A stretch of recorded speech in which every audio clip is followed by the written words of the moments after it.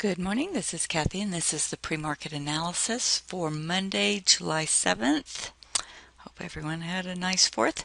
Okay, ES is attempting to retrace three different harmonic patterns that kind of merged in between 1974-75 and 1978.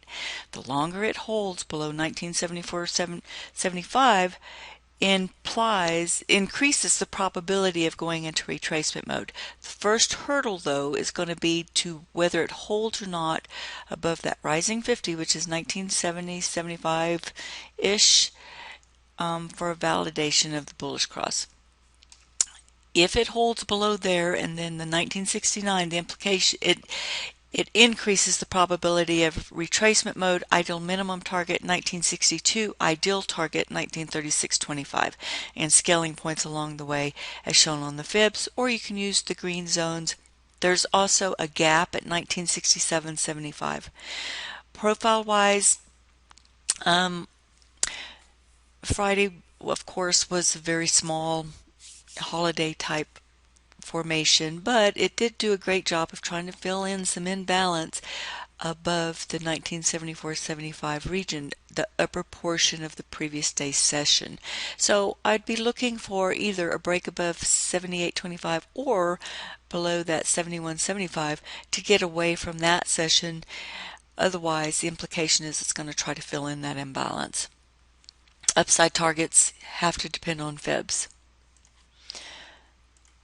Okay, CL is currently inside a wedge at a very large bullish PRZ, very large for intraday purposes.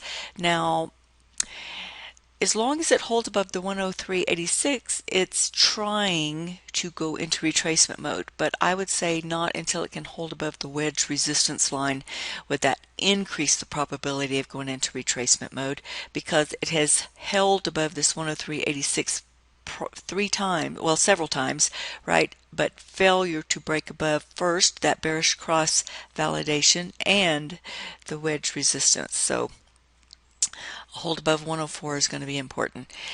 As long as it holds inside that below 104, it implies it's going to retest the bottom of the wedge, or if it breaks down there, then test all levels inside this PRZ, with 103.24 being the extreme of that particular PRZ. If it breaks down there, there is an extended PRZ between 102.52 and 101.86. Okay. There's some intraday. If it's able to hold above 104.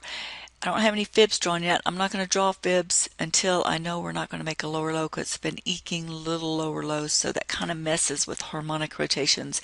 So I'm going to wait for it to either break this consolidation before I draw a new fib, or rely on the zones, right? So there is a gap at 104.06 and 104.48.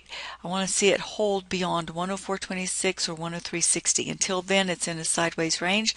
And if it does break to the upside to attempt to go into retracement mode of that large harmonic pattern, then it needs to hold for that scenario to increase. It needs to hold above 104.26. Initial magnet's 104.48, and then major magnet at 105.53. Scaling point at the 105.03. And there's some unfinished business between the 104.60 and the 105.36 area. A breakdown of 103.60 has these green zones. Major magnet at 102.20 area. Okay, NQ, it's really extended for most harmonic patterns other than ABCDs. Right now, it's pulling back from this little ABCD 1915 region to test confluence support. Now, this is a bullish cross validation as well as a golden ratio zone support test at the 3904. And how price behaves there is important, because if it can't get below there, it implies a retest of this 3917 to 3921 area. Above there has the extended ABCD targets.